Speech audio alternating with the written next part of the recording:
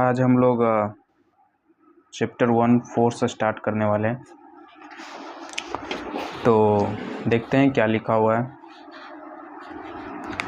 In class 11th we have read that a force when applied on a rigid body can only cause motion in it, while when applied on a non-rigid body can cause both a change in its size or shape and motion। यहाँ पे कहा जा रहा है कि class 9th में हम लोग फोर्स के बारे में पढ़े थे। वहाँ पे हम ये समझें कि कोई रिजिड बॉडी है, जैसे पेन हो गया, कोई ऐसा बॉडी जिस पे फोर्स लगाने पे उसका साइज शेप साइज चेंज ना करे, तो उस तरह के बॉडी पे जब आप फोर्स लगाते हो तो उस बॉडी में क्या होता है, मोशन। लेकिन कोई नॉन रिजिड बॉडी अगर है, कोई नॉन रिजिड बॉडी जैसे पानी हो गया, एयर फील्ड बैलून हो गया, बैलून जिसमें हवा भरा हुआ है, तो ये सब नॉन रिजिड बॉडी है। जैसे ये कागज़, ये भी नॉन रिजिड है।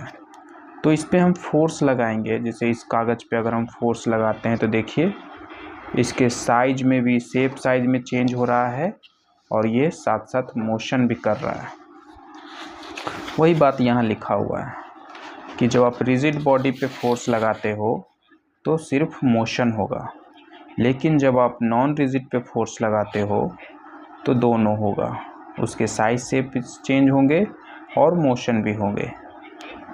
आगे क्या लिखा है, in a quantitative way. Quantitative wave का मतलब होता है उसके कैलकुलेशन का। क्वांटिटेटिव वेव मतलब क्वांटिटी निकालना, उसका वैल्यू निकालना। तो उस तरीके से समझना चाहते हैं फोर्स को, उसके क्वांटिटी को निकालना चाहते हैं, उस वे में जानना चाहते हैं फोर्स को। एक एग्जांपल से मैं आपको इस बात को समझाता हूँ। जैसे कि करंट, आप नाम सुने होंगे करंट के बारे में। तो करंट क्या होता है, फ्लो ऑफ चार्ज, ठीक है। तो करंट क्या है, चार्ज का फ्लो है, ठीक है, समझ गए। लेकिन क्या आप इस स्टेटमेंट से करंट को कैलकुलेट कर सकते हो? नहीं। आपको कैलकुलेट करना हो करंट कि कितना करंट है किसी बॉडी में, तो कैसे कैलकुलेट करोगे? क्या इस डिफिनीशन से आप कैलकुलेट कर पाओगे? नहीं कर पाओगे। तो आपको एक अलग डिफिनीशन चाहिए जिससे आप उसके वैल्यू को कैलकुलेट कर सको। एक अलग तरीका चाहिए करंट को डिफाइन करने का। वही तरीका क्वांटिटेटिव वे होता है। एक ऐसा तरीका जिससे आप करंट को कैलकुलेट कर सको। वो तरीका क्या है? तो वो है करंट। What is current? उस तरीके में हम लोग क्या बोलते हैं, करंट क्या है? Current is a amount of charge flow in unit second. एक सेकेंड में कितना चार्ज पास किया, उतना ही करंट। तो ये जो तरीका हुआ करंट का डिफाइन करने का, इस तरीके से हम करंट को कैलकुलेट कर सकते हैं और इसलिए इस तरीके को हम क्वांटिटेटिव वे कहेंगे। वैसे ही फोर्स क्या है, आपसे अगर पूछा जाए कि व्हाट इज़ फोर्स, तो आप बोलोगे पुश और पुल। किसी बॉडी पे पुश लगाएंगे, पुश करेंगे, किसी बॉडी को पुल करेंगे, तो इसका मतलब फोर्स लगा रहे हैं। पर क्या इस डिफिनीशन से आप फोर्स कैलकुलेट कर सकते हो? क्या इस डिफिनीशन से आप पता कर सकते हो कि आप किसी बॉडी पे कितना फोर्स लगा रहे हो? कभी नहीं।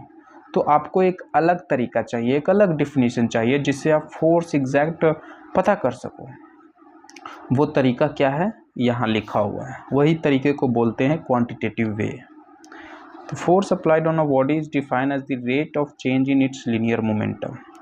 किसी बॉडी पे हम फोर्स अप्लाई कर रहे हैं और वो फोर्स कितना है, तो वो फोर्स रेट के बराबर है। किसके रेट के बराबर है? तो चेंज इन मोमेंटम के रेट के बराबर है, ठीक है। अब इस स्टेटमेंट को समझते हैं कि rate of change of momentum क्या होता है।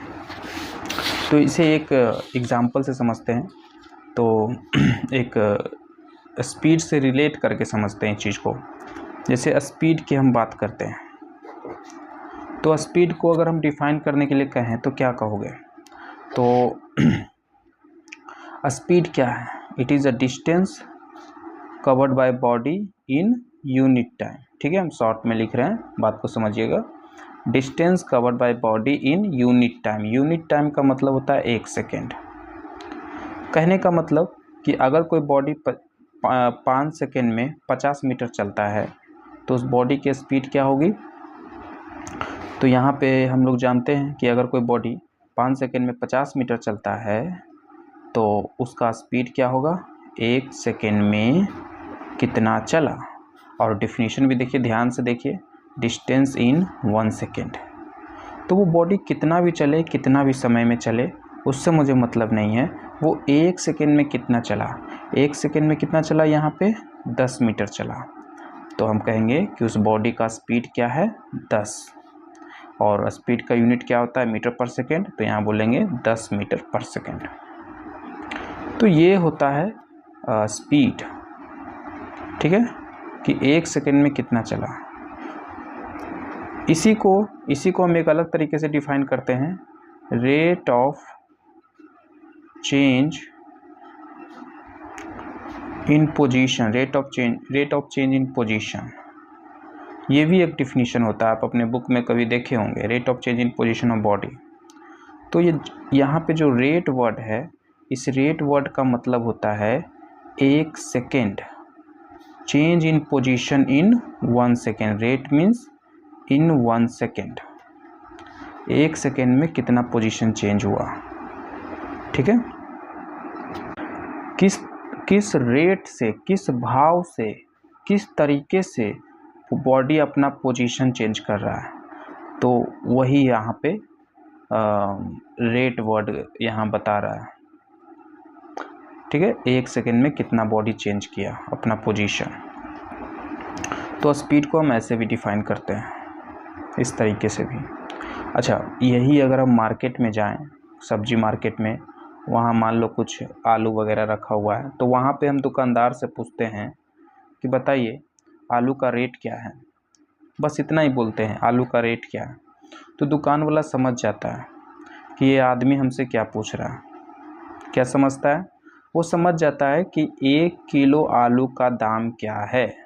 सामने वाला आदमी हमसे पूछ रहा है 1 किलो आलू का दाम क्या है, तो हम सिर्फ आलू का रेट पूछें, ये नहीं बोले कि 1 किलो आलू का दाम बताइए। हम सिर्फ क्या बोले, आलू का रेट बताओ, आलू का रेट बताओ। तो वो समझ गया कि 1 किलो का दाम पूछ रहा है, और वो बताता है जो भी दाम हो, मान लो 35 रुपया, तो वो बताता है 1 किलो का दाम 35 रुपया। तो जैसे यहाँ पे बिना डिटेल बताए सामने वाला समझ जाता है कि हमसे क्या पूछ रहा है।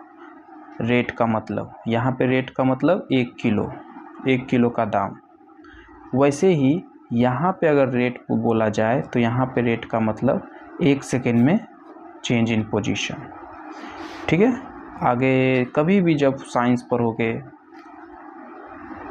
और रेट लिखा हुआ रहेगा तो वहाँ पे उसके कॉन्टेक्स्ट को देखना कि वो किस चीज़ की बात कर रहा है। जैसे यहाँ पे हम लोग स्पीड के बारे में बात कर रहे हैं, तो स्पीड में हम लोग जानते हैं पोजीशन चेंज होता है, टाइम और पोजीशन का रिलेशन होता है। तो यहाँ पे रेट का मतलब टाइम, 1 सेकेंड। ओके, अब यहाँ मार्केट की बात करें तो मार्केट में रेट का मतलब 1 किलो का दाम। वैसे ही शेयर मार्केट में अगर आप रेट बोलो तो वहाँ पे 1 शेयर का दाम, 1 शेयर का वैल्यू। तो सिचुएशन पे डिपेंड करता है कि आपका रेट का मीनिंग क्या है। ओके, तो यहाँ पे फोर्स की बात की जा रही है। डिफिनीशन में लिखा हुआ है rate of change in linear momentum. Force मतलब rate of change in linear momentum. इसका मतलब मोमेंटम का चेंज, जैसे यहाँ पोजीशन का चेंज हुआ, change in position he distance कहलाता है। तो जैसे यहाँ मोमेंटम का चेंज हो रहा है 1 सेकेंड में, कि 1 सेकेंड में कोई बॉडी अपना कितना मोमेंटम चेंज करता है, जितना चेंज करेगा उतना ही उस बॉडी पे फोर्स लग रहा है। आई बात समझ में। जैसे यहाँ पे 1 सेकेंड में जितना बॉडी चला, जितना पोजीशन चेंज किया, उतना ही उस बॉडी का स्पीड है। वैसे ही यहाँ पे एक एग्जांपल से समझते हैं इस बात को। मान लीजिए एक बॉडी है, इसका मास 10 है, इसका वेलोसिटी 10 है, तो इसका मोमेंटम कितना हो गया 100। अब हम इस पे फोर्स लगाएं, फोर्स लगा के इसका स्पीड हम बढ़ा दिए, 15 कर दिए, मास 10 है, तो अब इसका मोमेंटम हो गया 150। ठीक है, तो हमने फोर्स लगाकर इसका मोमेंटम चेंज कराया। और ये फोर्स हम कब तक लगा के रखें? फोर्स हम लगा के रखें मान लो 5 सेकेंड तक। तो 5 सेकेंड में हम यहाँ पे कहेंगे कि 5 सेकेंड में इस बॉडी का मोमेंटम चेंज कर दिए। तो कितना किए हैं? तो 5 सेकेंड में 50 चेंज किए हैं, है ना, 50 बढ़ा दिए। तो अब हम कितना फोर्स लगाएं ये निकालना है। तो हम लोग फोर्स जानते हैं कि change in momentum in 1 second या rate of change of momentum. तो हम लोग यहाँ से फोर्स निकालेंगे, क्या कहेंगे कि 5 सेकेंड में 50 चेंज किए मोमेंटम, तो 1 सेकेंड में कितना चेंज किए? 10। और 1 सेकेंड में जितना चेंज करेंगे उतना ही तो फोर्स कहलाता है। तो इसका मतलब फोर्स हम कितना लगा रहे थे? 10। और फोर्स का यूनिट जानते हैं न्यूटन, तो हम बोल देंगे फोर्स कितना लगा रहे थे? 10 न्यूटन। तो ये तरीका है, इस तरीके से हम फोर्स कैलकुलेट करते हैं। ठीक है, फोर्स का एक और डिफिनीशन आप लिख लीजिए। जैसे यहाँ पे स्पीड के 2 डिफिनीशन है, distance in unit time, rate of change of position. वैसे यहाँ पे amount, force is what? Force is amount of change in momentum in 1 second या यूनिट टाइम। तो ये होता है फोर्स। अच्छा, जैसा कि अभी हम यहाँ पे बात कर रहे हैं कि कोई बॉडी है, उस बॉडी पे आप फोर्स लगाओगे और अगर उस बॉडी का मोमेंटम चेंज होता है और 1 सेकेंड में कितना मोमेंटम चेंज होता है उतना ही आप फोर्स लगा रहे हो, इसका मतलब है ना। पर एक एग्ज़ाम्पल हम यहाँ पे लेते हैं कि मान लीजिए एक ये बहुत बड़ा क्या कहें, कार है, ठीक है, कोई बॉडी है, बहुत भारी बॉडी, बहुत बड़ा पत्थर है, और आप यहाँ पे ऐसा फोर्स लगाए। ठीक, आप फोर्स लगा रहे हो और ये बॉडी ज़रा सा भी नहीं हिला, तो इसमें आप फोर्स लगा रहे हो, लगातार फोर्स लगा रहे हो, धक्का दे रहे हो। फोर्स क्या होता है? पुश और पुल। तो आप पुश कर रहे हो और इसमें मोमेंटम चेंज हुआ ही नहीं। मोमेंटम चेंज तब हो ना जब बॉडी में वेलोसिटी चेंज हो, तो इसमें मोमेंटम, चेंज इन मोमेंटम 0 है। आप 10 सेकेंड तक फोर्स लगाए तो मोमेंटम चेंज 0 आया, तो आप क्या बोलोगे, कितना आप फोर्स लगा रहे हो? तो according to maths, according to definition, यहाँ पे हम क्या देख रहे हैं कि 10 सेकेंड तक हम फोर्स लगाएं और उसके मोमेंटम में कोई चेंज ही नहीं आया। चेंज क्या? मोमेंटम ही नहीं है उस बॉडी में। तब इसका मतलब मैथ्स हमें क्या बता रहा है कि उस बॉडी पे फोर्स कितना लग रहा है? 0, है ना। बट हम तो फोर्स लगा रहे हैं, ये आदमी तो फोर्स लगा रहा है, तो फोर्स तो 0 कैसे होगा? तो सिचुएशन को देखें तो दिख रहा है कि फोर्स तो लगा रहा है आदमी, लेकिन कैलकुलेशन से हमें फोर्स 0 आ रहा है। तो क्या कोई गड़बड़ है यहाँ पे? हमारे समझने में कुछ गड़बड़ है, हम कुछ छोड़ रहे हैं, कुछ हमसे छूट रहा है, या डिफिनीशन में गड़बड़ है? तो डिफिनीशन में तो गड़बड़ नहीं है, हमारे सोचने में ही हमसे कुछ चीज़ें चूक हो रही है, कुछ चीज़ छूट रहा है। छूट क्या रहा है कि देखिए, आप इधर फोर्स लगा रहे हो, मान लो 10 न्यूटन से लगा रहे हो, तो ये बॉडी नहीं हिल रहा है।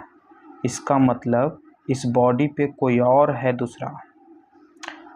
ये बॉडी है, ये आप हो, और आपने फोर्स लगाया पर ये बॉडी नहीं हिला। इसका मतलब इस बॉडी पे कोई और तीसरा जो है फोर्स लगा रहा है, और वो आपके जस्ट उल्टा लगा रहा है। मान लीजिए ये बहुत भारी पत्थर है, तो ये पत्थर ज़मीन से अटैच्ड है, तो ज़मीन, जब आप इधर 10 न्यूटन का फोर्स लगाते हो तो ये ज़मीन इस डायरेक्शन में 10 न्यूटन का लगाता है। आप इधर अपना फोर्स बढ़ाते हो 15, तो ये ज़मीन जिसमें ये पत्थर गड़ा हुआ है, वो ज़मीन इस पे 15 न्यूटन इधर लगाता है। तो जितना आप लगाओगे उतना ही ज़मीन इधर लगाता है फोर्स, और हर समय नेट फोर्स इसका 0 रखता है। ठीक है, और इस प्रकार इस बॉडी पे हमेशा नेट फोर्स 0 रहता है, और इसलिए हमें मैथ्स में भी 0 आ रहा था। ठीक है,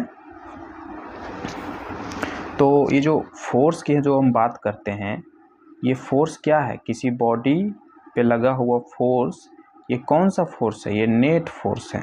ठीक है, तो नेट फोर्स बताता है, ये डेफिनेशन हमें क्या बताता है? किसी बॉडी का नेट फोर्स बताता है। ठीक है, अब हम इसके यूनिट के बारे में समझ लेते हैं थोड़ा। तो फोर्स का यूनिट होता है न्यूटन, इसे हम एन से डिनोट करते हैं, या फिर हम ऐसे अगर पूरा न्यूटन लिखना हो तो ऐसे लिखेंगे, ये कैपिटल नहीं देंगे। अगर कैपिटल देंगे तो फिर नाम से कन्फ्यूज़न होगा, ऐसा लगेगा कि आइंस्टाइन जो न्यूटन है उनका नाम लिखा हुआ है, इसलिए हम आगे का लेटर स्मॉल रखते हैं। ठीक है, तो ये रहा यूनिट। एक और यूनिट होता है केजी मीटर पर सेकेंड स्क्वायर। ये कहाँ से आया यूनिट? तो देखिए, फोर्स बराबर अभी हम लोग क्या पर हैं? Rate of change of momentum, यानी कि फोर्स बराबर dp बाई dt। पहले ये देख लेते हैं, फिर उसके बाद यूनिट की बात करते हैं। एक मिनट। तो फोर्स ये होता है dp बाई dt, या फिर delta p by delta t, ये होता है फोर्स। तो ये फॉर्मूला और ये फॉर्मूला में क्या अंतर है? तो देखिए, ये फॉर्मूला हम लोग कब यूज करते हैं? जब बहुत ही छोटा चेंज होता है मोमेंटम में। और ये फॉर्मूला हम कब यूज करते हैं? जब बड़ा चेंज होता है मोमेंटम में। मान लो 5 सेकेंड में 50 चेंज हुआ, तो हम 50 ऊपर रखते हैं, 5 नीचे रखते हैं। Change in momentum, change in momentum, change in time, कितने टाइम में? तो 5, और निकलता है हमें 10 न्यूटन। ठीक है, लेकिन जब बहुत ही छोटे चेंज हो तो उस केस में हम लोग ये फॉर्मूला यूज करते हैं। आगे आप कैलकुलस वगैरह पढ़ोगे तो वहाँ पे अच्छे से क्लियर होगा। ठीक है, तो ये है। और हम लोग यूनिट की बात कर रहे थे कि ये केजी मीटर पर सेकेंड स्क्वायर कैसे आया। तो देखिए, ये क्या है? मोमेंटम। इसको ऐसे यहाँ पे लिखते हैं, ऊपर कितना है? मोमेंटम, चेंज इन मोमेंटम, नीचे चेंज इन टाइम। तो मोमेंटम का यूनिट क्या होता है? आपको फोर्स का यूनिट जानना है, तो मोमेंटम का यूनिट बताइए। तो मोमेंटम का होता है, मोमेंटम में क्या होता है? मास और वेलोसिटी और टाइम। तो मास का केजी, वेलोसिटी का मीटर पर सेकेंड, और टाइम का सेकेंड। तो ये टोटल आप देखिए केजी मीटर पर सेकेंड स्क्वायर। तो यहाँ से आया। तो आप अगर आपको फॉर्मूला पता है तो आप यूनिट आराम से निकाल सकते हो। ठीक है, एक और यूनिट होता है इसका फोर्स का, किलोग्राम फोर्स। ये भी यूनिट होता है। इसका मतलब क्या है? 1 किलोग्राम फोर्स का मतलब क्या है? इसका सिंपल का मतलब होता है, इसका सिंपल मीनिंग होता है force of 1 kilogram body. 1 kilogram body का फोर्स क्या कहलाता है? 1 kgf, 1 किलोग्राम फोर्स। कितना होता है 1 किलोग्राम बॉडी का फोर्स? तो आप अपने हाथ में अगर 1 किलो बॉडी रखते हो तो आपको फोर्स फील होगा। वो फोर्स कितना होगा? वो फोर्स उस बॉडी के वेट के बराबर होगा। उस बॉडी का मास कितना है? कितना है? 1 किलो। तो अगर हम जानना चाहते हैं कि वो 1 किलो का बॉडी हमारे हाथ पे कितना फोर्स लगा रहा है, तो कैसे निकालेंगे? तो फोर्स का फॉर्मूला होता है mg, है ना। तो उस बॉडी का मास, और g क्या है? Acceleration due to gravity, 9.8। तो बॉडी हम पे 9.8 न्यूटन लगा रहा है। तो 1 किलोग्राम फोर्स बराबर क्या होता है? 9.8 न्यूटन। भाई बस समझ में, एक 1 किलोग्राम फोर्स का मतलब 1 किलोग्राम बॉडी का फोर्स, और 1 किलोग्राम बॉडी का फोर्स कितना होता है, तो अभी हमने कैलकुलेट किया 9.8 न्यूटन। तो ये सभी यूनिट हैं फोर्स के। अच्छा, यहाँ पे देखिए ये जो फोर्स का जो हम लोग फॉर्मूला लिखे हैं, ये ऐसा क्यों लिखे हैं हम लोग? तो देखिए आप इस चीज़ को स्पीड से रिलेट करिए। स्पीड का फॉर्मूला क्या होता है? Distance upon time, okay. और प्रेशर का फॉर्मूला क्या होता है? Force upon area. डेंसिटी का फॉर्मूला क्या होता है? मास अपॉन वॉल्यूम, ठीक है। अब समझिए, स्पीड को अगर हम डिफाइन करें तो कैसे करेंगे? Distance in unit time. और प्रेशर को डिफाइन करना हो तो कैसे करेंगे? Force on body, force on unit area. जैसे ये सरफेस है, तो इस सरफेस पे हम फोर्स लगा रहे हैं, तो ये जो मेरा हाथ है कुछ एरिया कवर कर रहा है, कुछ एरिया में फोर्स लगा रहा है ना। तो कितना फोर्स लगा रहे हैं और कितने एरिया में लगा रहे हैं, है ना। मान लो 5 मीटर स्क्वायर में इतने एरिया में 10 न्यूटन लगा रहे हैं, तो 1 मीटर स्क्वायर में कितना लगा रहे हैं? 2 न्यूटन। तो 2 हो गया प्रेशर, ठीक है। तो हम यहाँ पे कहेंगे force on unit area. Unit area में कितना फोर्स लगा है। वैसे ही किसी बॉडी का डेंसिटी मतलब यूनिट वॉल्यूम में कितना मास है। तो आप कुछ यहाँ पे गौर कर रहे होगे, जो क्वांटिटी नीचे है उसमें यूनिट अटैच कर दे रहे हैं। यहाँ पे distance in unit time, force on unit area, mass in unit volume, है ना। जैसे मान लो 5 मीटर क्यूब वॉल्यूम में 10 kg बॉडी है, तो 1 मीटर क्यूब में 2 kg बॉडी है, तो उस बॉडी का डेंसिटी कितना हो गया? 2। तो यहाँ से हमें समझ में आ रहा है इतने सारे एग्जाम्पल से कि अगर डिफिनीशन में जो क्वांटिटी यूनिट लिखा हुआ है उसको डिनोमिनेटर में रखना है, ठीक है। या इसका उल्टा बोले कि अगर किसी क्वांटिटी के फॉर्मूला में कोई बॉडी, किसी क्वांटिटी के किसी चीज़ के फॉर्मूला में कोई क्वांटिटी नीचे है, तो डिफिनीशन उसका कैसा बनाना? जो क्वांटिटी नीचे है डिफिनीशन में क्या लिखना है?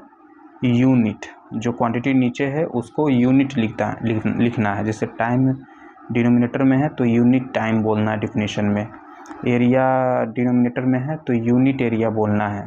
वॉल्यूम डिनोमिनेटर में है तो डिफिनीशन में यूनिट वॉल्यूम बोलना है, ठीक है। तो इसी सभी पैटर्न को ऑब्जर्व करते हुए हम यहाँ पे ये फॉर्मूला लिखेंगे। फोर्स का डिफिनीशन हमें मालूम है कि change in momentum in unit time, है ना, इन यूनिट टाइम, ऐसा है। तो इसी पैटर्न के आधार पे हम बोलेंगे कि फोर्स क्या है? Change in momentum in unit time. Time पे यूनिट लगा है तो उसको नीचे रख दो, ठीक है। तो ये चीज़ें हैं, इस तरीके से हम लोग फार्मूला निकालते हैं, और फार्मूला हमें पता चल गया तो हम यूनिट निकाल सकते हैं, केजी मीटर पर सेकेंड स्क्वायर या न्यूटन। इसी को न्यूटन बोलते हैं, ठीक है, या इसको भी न्यूटन बोलते हैं। 1 किलोग्राम फोर्स बराबर कितना होता है? 9.8 न्यूटन, ये याद रखिएगा। तो यही है, यही चीज़ें यहाँ तक बताया गया है हमें, और मिलते हैं नेक्स्ट वीडियो में, आगे पढ़ेंगे।